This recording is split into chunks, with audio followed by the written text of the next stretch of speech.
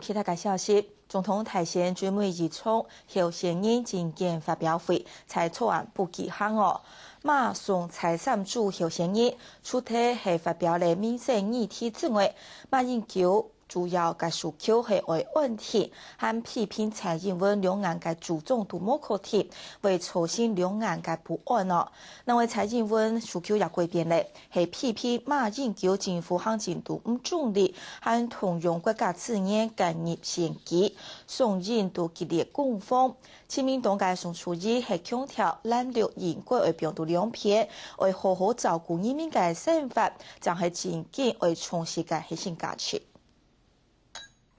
现在进行第二轮政见发表。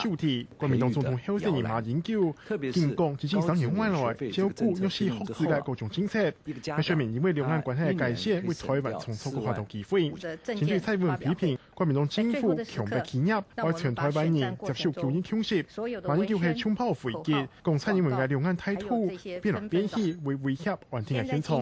今天蔡主席又在讲了，说财团压迫台湾人民接受9·2共识，蔡主席。我觉得你是在制造对立，政治人物不应该这样做的。两岸愿意搁置争议，协商对话，以务实的态度，我们一向保持肯定的看法。但是对于后来才出现所谓9·2共识的，是国共两党都还有不同的认知。蓝党和绿党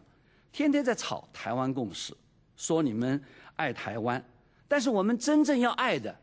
是在台湾住的人嘛。因為蔡英文係用改變做訴求，除咗國家弱勢嘅民生議題嘅關心，並承認中華民國嘅色彩，並進行董事了後會成立兩岸對話小組，係會透過聯合政府嘅組成，推進朝野意見。並同時，佢批評馬英九政府通用國家機器監控選舉，促成政府角色混亂，行政無條理，專屬為公。政府公器私用，黨政不分，濫用公共資源，為馬總統跟國民黨輔選。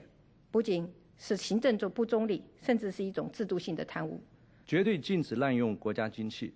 行政不中立。事實上，從我擔任台北市長開始，就明白要求市府員工不得在上班時間從事任何政黨的活動。我當選之後，要求各個部會應該要嚴守中立，這個禁止介入政黨的這種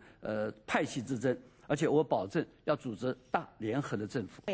過來看到親民黨宋楚瑜係維持監視嘅普票，訴求中小企業、中產階級、中低收入戶嘅照顧，希望同選舉嘅重點來着民生議題上。前邊一場公判政見發表會，3組候選人對監視嘅政策達到激烈嘅炮火高峰，讓硬做下要為頭先前一個禮拜展示國家度鮮明嘅認同。